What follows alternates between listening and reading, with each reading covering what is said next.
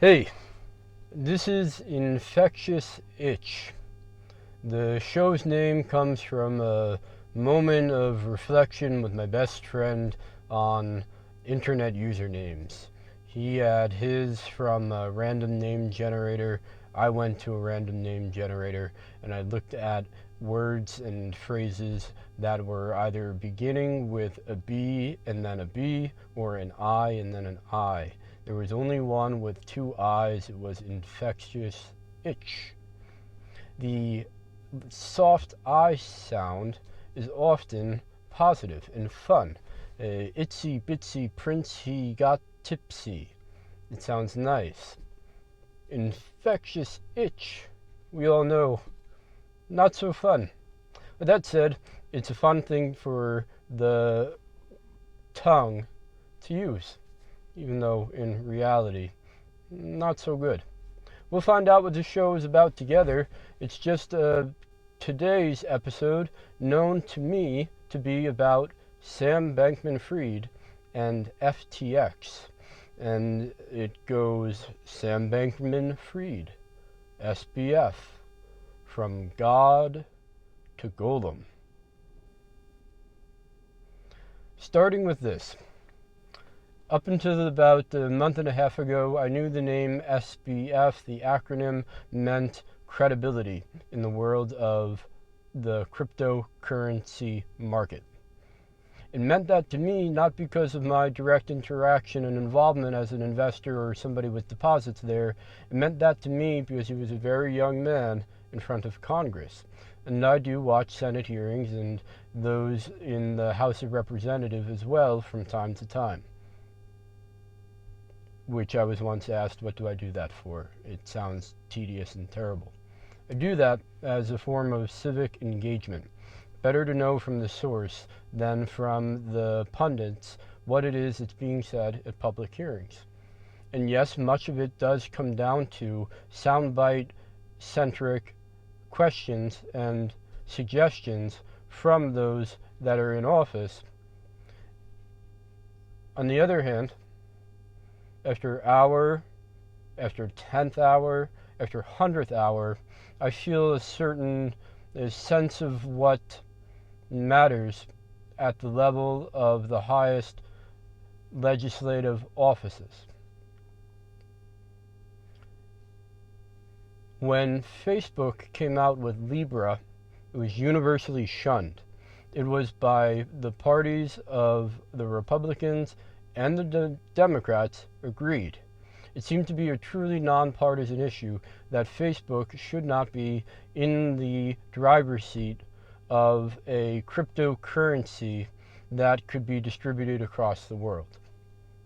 It did not seem at the time that those in office thought highly of cryptocurrency generally, to me, because they were so universally opposed to it coming from Facebook.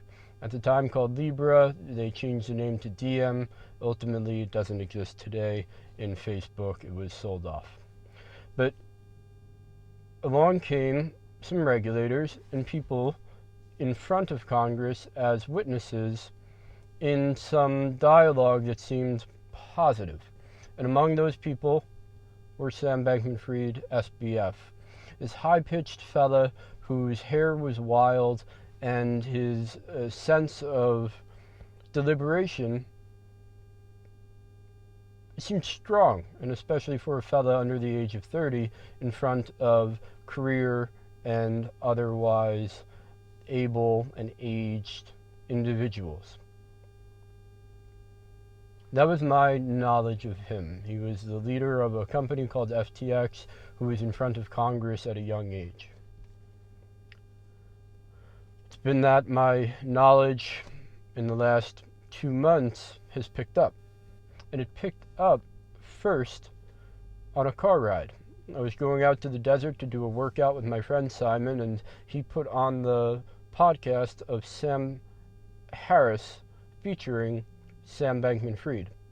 And they talked about Sam Bankman-Fried's great wealth and his desires to earn, to give, and his affiliation with a movement that Sam Harris is a believer in and part of called effective altruism. The story of Sam Bankman-Fried's origins, as written by him, goes that he began on Wall Street. He spoke at the time before it to somebody at an animal shelter, asking the question, would you rather my time or my money? The animal shelter said, your money. And then he went on to that Wall Street gig to earn plenty of money that may ultimately be given away, as written by him. He was the founder of a crypto hedge fund of sorts, a organization called Alameda Research, and from that spawned FTX. Pardon.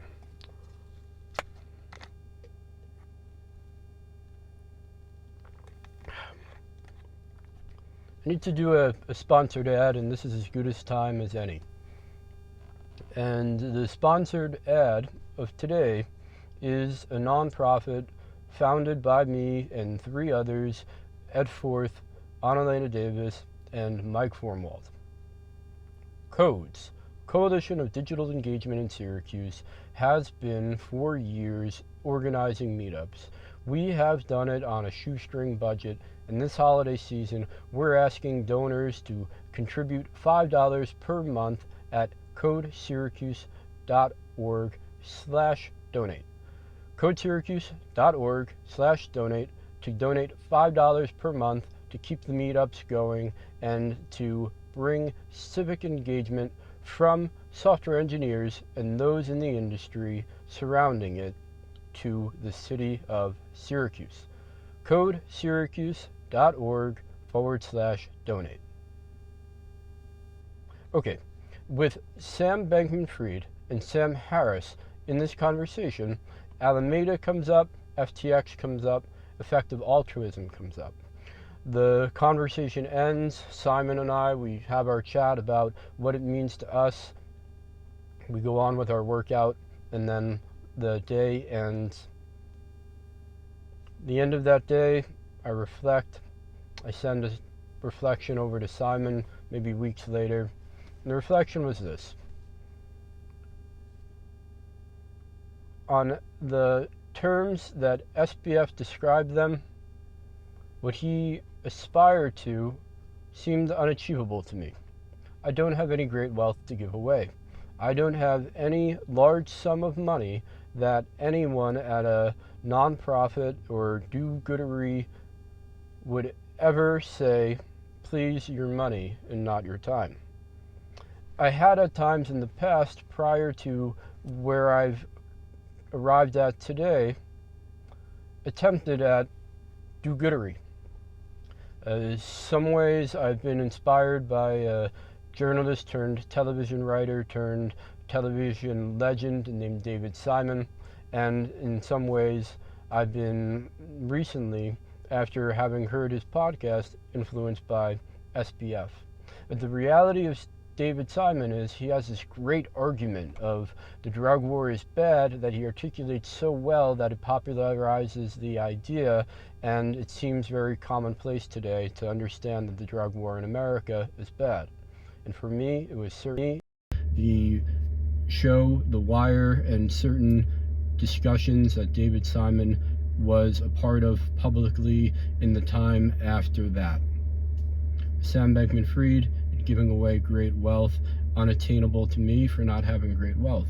With David Simon and this great argument of the drug war is bad, unattainable to me because I lack what he had, which is a front row seat with his job as a journalist for 12 years in a place where the drug war was ruining day to day a city that he called home, Baltimore.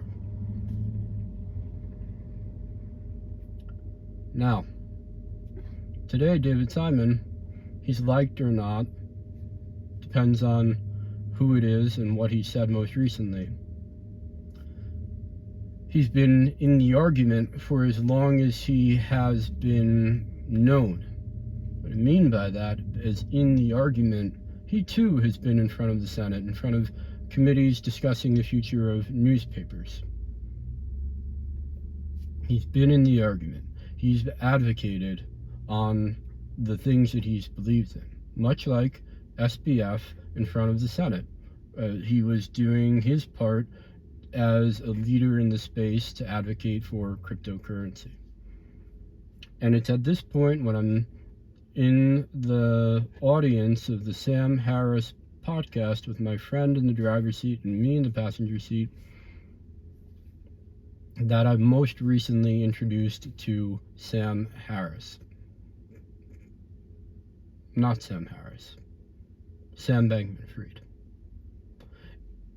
In the weeks that came after it, the man there, Sam Bankman-Fried, was facing criticism, and nearly as fast as that criticism built, FTX went broke, publicly, officially bankrupt. The perception of Sam Bankman-Fried went from God to golem. Golem is this mythical awful. A golem is ugly, disfigured, filled with malice, and God thought to be benevolent, thought to be somehow accessing of higher knowledge than mere humans have, and with that, while his particular ways are misunderstood or not often easy to translate into clear and certain opinion, the general is, as God, he is good, he is better, and he is benevolent. As golem, he is lesser, he has malice, and he is wrong. Sam Bankman-Fried has gone from God to golem. Where did he go wrong? Did he go wrong, or was it something so simple as the world pushed him into a place where he had no choice? Now,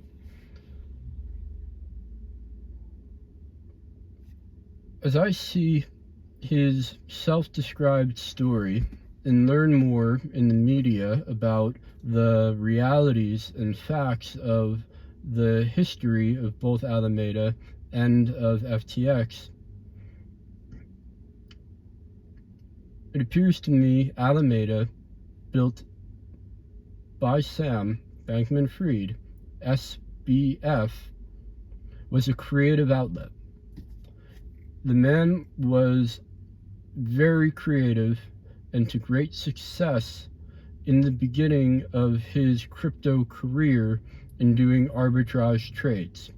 To those who know the story, it basically follows that he was in a traditional finance role, that he had small arbitrage opportunities, tenths and hundredths of a percent of the percent profit on any given trade, and upwards of 1% profit in an arbitrage opportunity in crypto. The relative difference was huge, and he pursued it, and he pursued it, and he pursued it, and he had this insight and these willingness to take risks that built Alameda to a respectable size that he was able to live off of, able to provide for himself and for his friends income. He wanted more, he couldn't get it by doing it the way that he had been, and he starts FTX. He does it by raising money from others, venture capitalists among them, pension funds among them, and also employees. Everyone's bought in based on the success and the creativity at Alameda that Sam Bankman-Fried has the potential to be successful with their money in the way that he was with his own. As FTX grows, it grows and grows and grows, and it does it with the business model promise of small, safe profits on transactions that happen on the exchange. These are not creative trades that Sam is doing that are leading FTX to success. They are enabling the creativity of other traders to be executed, and by doing that enablement, he gets a percentage. FTX gets a small fee based on enabling these trades. It's safe, it's understood, it's well a part of the financial world, and it appears that Sam Bankman-Fried has the character to be reputable as a exchange leader. He goes to Congress, where he appears to be an upstanding member of society. He donates. He is generous in the way that he describes on the Sam Harris podcast, meaning he gives money. He does it thoughtfully, intelligently, under the premise that effective altruism is about calculating your giving for the greatest effect in the positive for society. He gives, he appears, and he acts in a way that make all who see him believe he's an upstanding member of society. And well and good, as we all try to be and all try to do, he does this, he is believed, and he is, after a few years with FTX, in a position of public leadership. He has private investors, his own money is involved, his friends, his colleagues, his business associates all believe in FTX, and that with all the money given to him, Sam is a responsible actor. While Alameda provided the creative outlet for taking risks, FTX provided the means for others to do what Sam had done. That seems okay to me. It seems very, very common for anyone who is creative. There is another side to it. They desire to continue to be creative. And I think it's there that things go wrong for Sam, his investors, and all the, it appears, 1 million users, people who have deposited money into FTX. The mechanics of the FTX failure are around Alameda receiving loans and receiving money from customers and investors in FTX. Billions of dollars, large sums of money flowed from FTX customers' accounts to Alameda, where Alameda continued, as it had since the beginning, to take risky trades. In the beginning, those trades were successful and made Sam and all of his associates who they were in the world. And more recently, those trades were failures. And now it has as well made him and all his associates who they are in the world. It is that they weren't separated that seems so problematic. It's possible to be creative and to maintain a public trust. And it's possible with separation.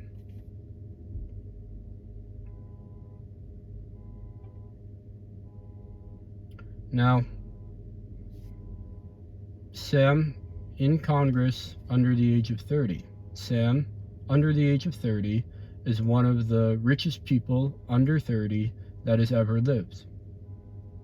Sam, a seemingly bright and respectable individual in an industry that is coming to light from murky backgrounds.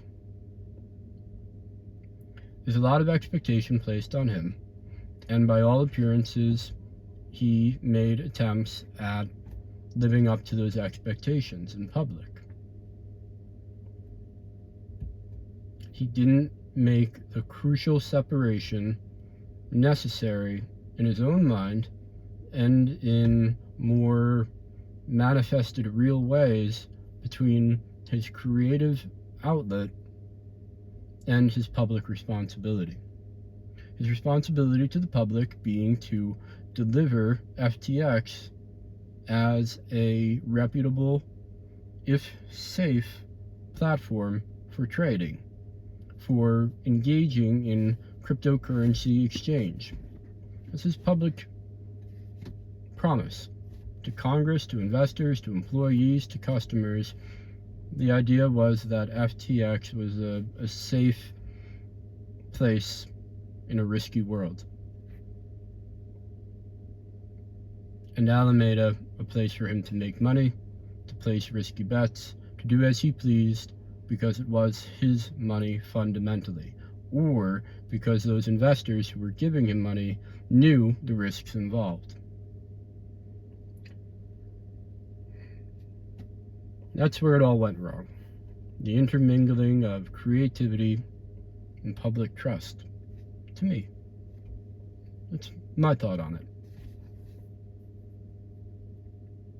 He went from God, who could do only good things, who is entrusted with the future of regulatory compliance, who is entrusted with the present day earnings of so many funds of his employees.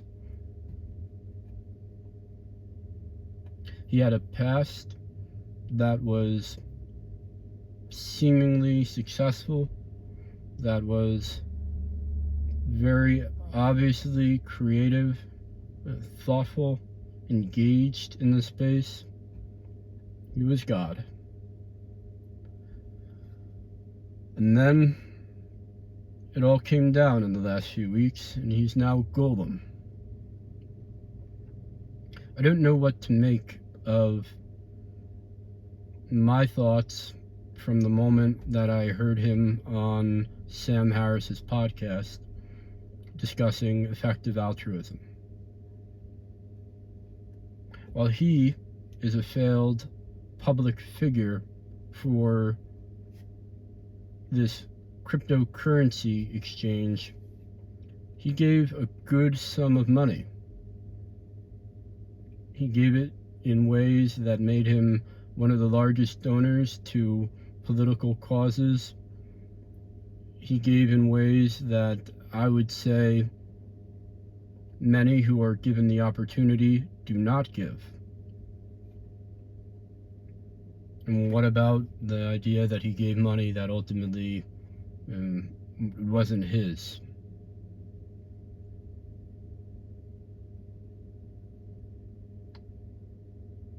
You get effort, and it doesn't go right. But you get effort and you waste it,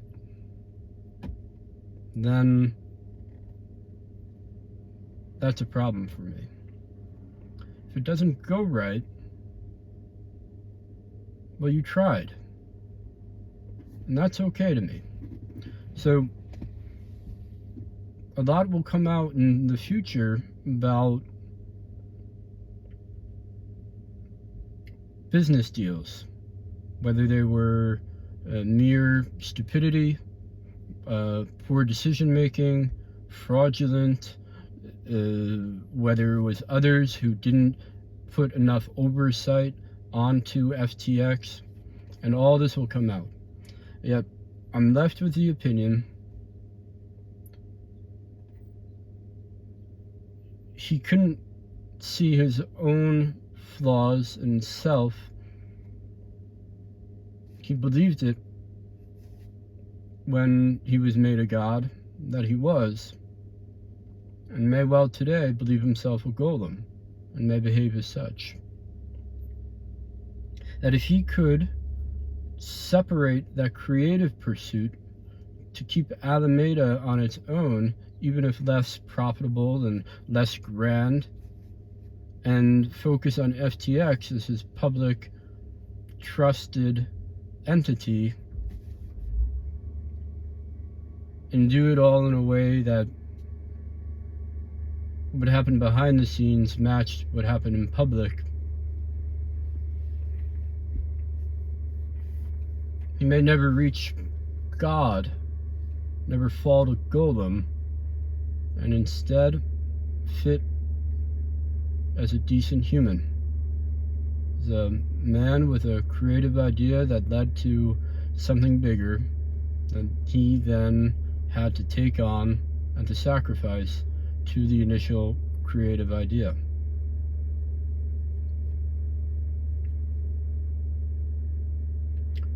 That's all for now. Let's end with another ad. CodeSyracuse.org is raising money this holiday season.